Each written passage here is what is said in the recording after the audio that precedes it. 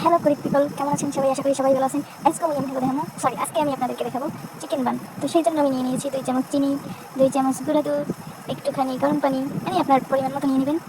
এরপরে এটাকে খুব ভালো করে ঘুটানাটা করে নেবেন। এরপর এখানে ইস্ট দিয়ে দিয়েছি, ইস্ট দিয়ে ভালো করে নাড়াচাড়া করে এরপরে দিয়ে দিব ময়দা একটা দিলেই হবে। এরপর এটাকে খুব ভালো করে মেখে নেব। মনে করেন আপনার এক্সের প্রতি আপনার যত রাগ আছে এই আটার উপর আপনি সব রাগ ছাড়তে পারবেন।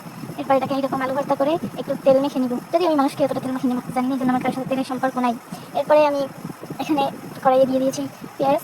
পেঁয়াজটা দিয়ে একটু খুব ভালো করে এটাকে ভেজে নেব যাতে পেঁয়াজের কাঁচা গন্ধটা না আসে। এরপরে একটুখানি বারবিকিউ সস, পেঁয়াজের মধ্যে আমি রসুন দিয়েছিলাম। এরপরে দিছি রেড চিলি সস, এরপরে টমেটোর সস। এখানে আমি সয়া সসও দিয়েছিলাম, কিন্তু ভিডিও ক্লিপ নিতে ভুলে গেছি। আর কত মনে থাকে বলেন, বয়স তো আর কম হয় নাই, এই বেশি কত আর মনে রাখা যায়। এরপরে দিয়ে দিছি, আচ্ছা দিয়ে দিই কিছু। এরপরে আমি কেটে খুব ভালো করে নাড়াচাড়া করে নিতেছি। এত ভালো লাগবে না, খুব ভালো করে নাড়াচাড়া করে নেওয়ার পরে একটু গুঁড়ো মরিচ দিয়ে দিছি। এর মধ্যে আমি একটু বাংলা মরিচও দিয়েছিলাম, কারণ আমার ঝাল না হলে ভালো লাগে না। এরপরে আমি চিকেন দিয়ে দিছি। এরপর দিয়ে খুব ভালো করে এটাকে নাড়তে হবে। এটাকে এভাবে শুকিয়ে শুকিয়ে রান্না করতে হবে যাতে কোনো পানি না থাকে। এরপর আমি এভাবে এটাকে খুব ভালো করে রান্না করে নিয়েছি।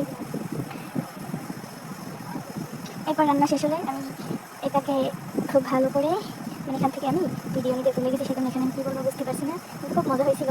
আপনারা দেখে জানাবেন কেমন লাগছে। দেখছেন কত সুন্দর হয়েছে। আল্লাহ হাফেজ।